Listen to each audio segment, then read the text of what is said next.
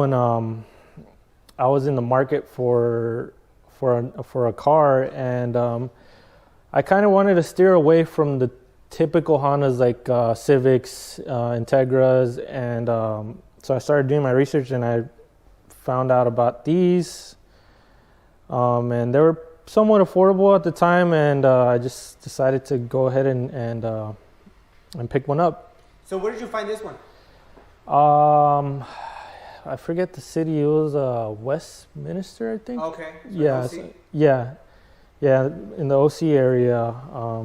So I bought it pretty much stock. I think all it had was like some Type S wheels. What was the vision for it once you pick it up, man? When I first got it, I just wanted it. I just wanted to lower it and put some nice wheels on it and just daily drive it, pretty much. Yeah, I never thought I would take it to this extent, pretty much. Yeah. Well, no one's complaining here, but yeah, it's no longer a daily driver. Yeah, far from it. But yeah, like over the years, I just kept doing more and more. And then when I finally moved into my own place and I had my own garage, put this thing on jack stands, pulled the motor out, and went at it, you know? Wow, the rest is history. Yeah. Well, let's get into it, man. Let's start with the front end. What do we got going on, man? So it's actually a JDM front end. It doesn't have the side markers here on the front bumper. It's a OEM front lip, Sabon carbon hood with the arrow catch hood latches, and the honeycomb front grille. Man, absolutely gorgeous. Do you know the color code or the name of the color? So it's supposed to be a Ford magnetic metallic, but the paint shop kind of, it's a long story, but pretty much I didn't get the exact color, but it was close. So I don't know the exact code for it, but it's pretty close to magnetic metallic. Absolutely gorgeous, man. What are the future plans for the front end? I might leave it as is. I don't want to go too flashy. I'm thinking about putting a front splitter, but I'm not 100% right now.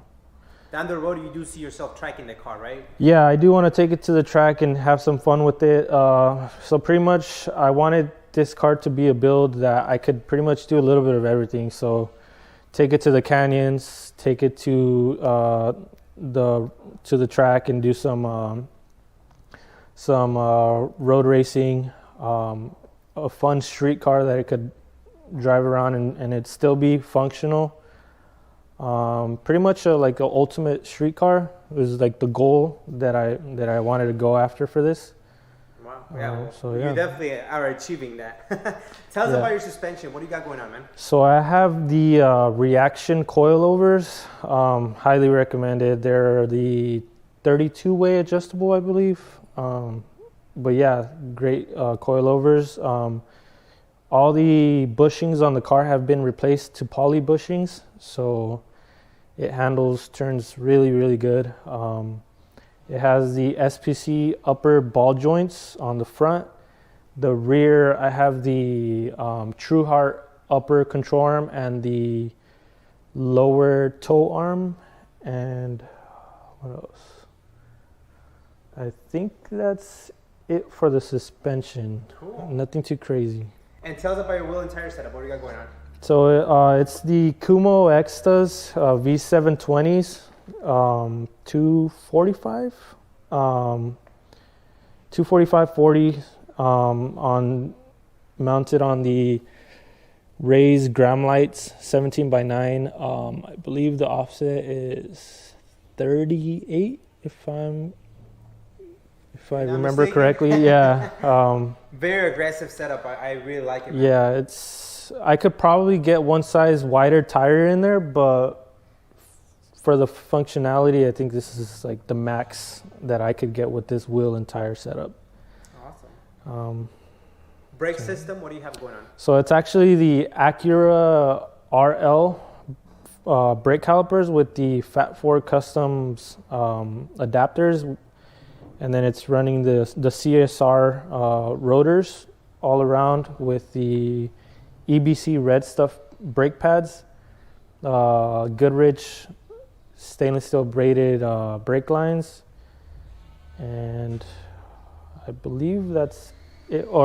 And it actually has a brake booster delete as well. Oh, nice. And then the brake lines were all redone by our buddy Richie Works. That guy is the best with wiring and bending up some brake lines and stuff. So nice. you guys will see a little bit of that under the hood, but highly recommend it if you guys are ever in the market for some custom brake lines. Yeah. Cool, man. And then the side skirts. They're actually 4-inch Pci side skirts that I paint matched to the car. So nice. they're no longer satin black. Cool. Sunroof delete. Yeah, so this is actually a slick carbon sunroof delete plug. It's custom made.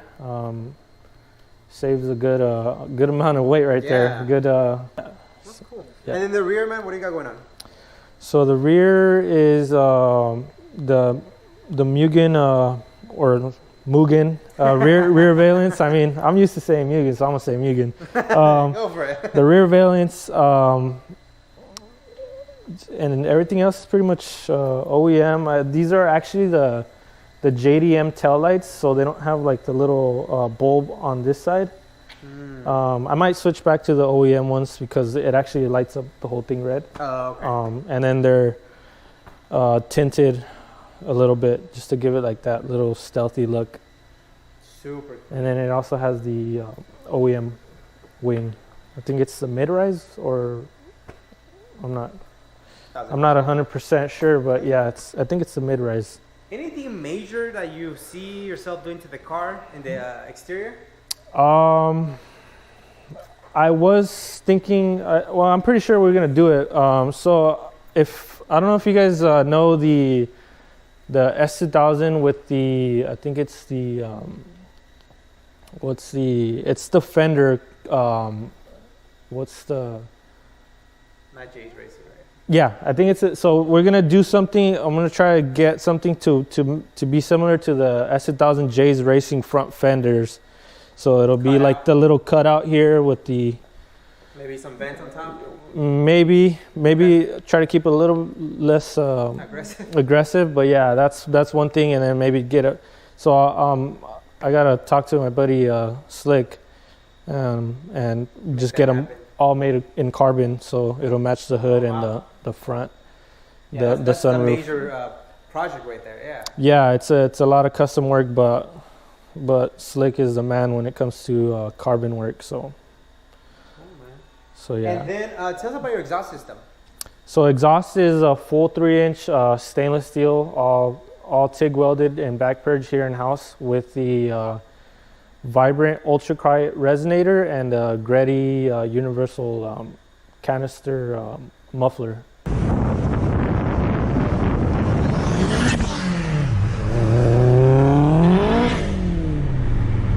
It's still very comfortable. Yeah, it's not bad, right? It's pretty smooth. It's not all bumpy.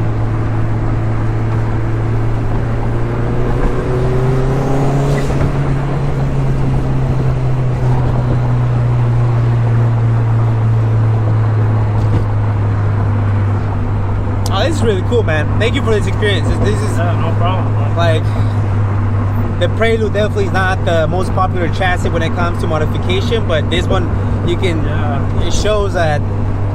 Definitely didn't want to give up and get another car that's easier to modify. I was set on this, and I stuck to it, and we're here now.